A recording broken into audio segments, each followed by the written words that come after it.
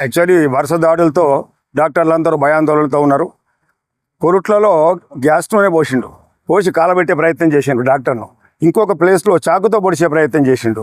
అరే life saving, ప్రాణాలు బతికించే మమ్మల్ని మీరు దాడి చేస్తే మిమ్మల్ని కాపాడే ప్రయత్నంలో మేము మా ప్రాణం పోతుంది అనుకుంటే డాక్టర్ల మనోధైర్యం దెబ్బతింటుంది. రాజశేఖర రెడ్డి గారు ఇవన్నీ గుర్తించి 2008లో చట్టం తెచ్చిండు.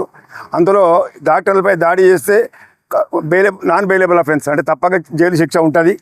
ఆ చట్టాన్ని సుప్రీంకోర్టు 2012లో మార్గదర్శనంలో ఏం చేసిందంటే 7 ఏళ్ళు జైలు శిక్ష ఉంటేనే కాగ్నిజబుల్ అఫెన్స్, నాన్ బెయిలబుల్ అని చెప్పింది. అప్పుడు 3 ఏళ్ళే ఉంది జైలు శిక్ష కనుక ఇప్పుడు 7 ఏళ్ళు చేస్తే కానీ అది నాన్ బెయిలబుల్ కాదు.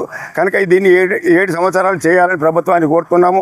ప్రజాదరణ ఉన్న ముఖ్యమంత్రి రేవంత్ రెడ్డి గారి మధ్య వరుస విజయాలతో దూసుకుపోతున్న తరుణంలో మా ప్రజల డాక్టర్లందరి మనోభావాలను గుర్తించి వైద్య రంగం డాక్టర్లు ఒకరే కాదు sir, nurses, paramedical staff, clerical staff, ఆయా వాచ్మెన్, వీళ్ళంతా మా అందరు కలిసి ఒక్కొక్క కాన్స్టిట్యూన్సీలో 30-40 వేల ఓట్లు ఉంటాయి మా చేతిలో.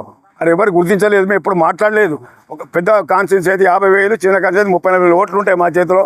మేము కూడా వారి ప్రభుత్వం ఏదైతే మంచి ప్రజల కొరకు పనిచేస్తుందో మేము కూడా సహకరించడానికి రెడీగా ఉన్నాము. మేము ఏది నీరే స్ట్రైక్స్ ఇవన్నీ ఏం చేయకుండానే ముఖ్యమంత్రి రేవంత్ రెడ్డి గారు, హెల్త్ మినిస్టర్ దామోదర్ రాజనరసింహ గారు సహృదయంతో మా బాధను తెలుసుకొని ఈ చట్టం చేస్తే దాడులు ఆగుతాయని మేము ఆశిస్తున్నాం. అంతకని చెప్పారు.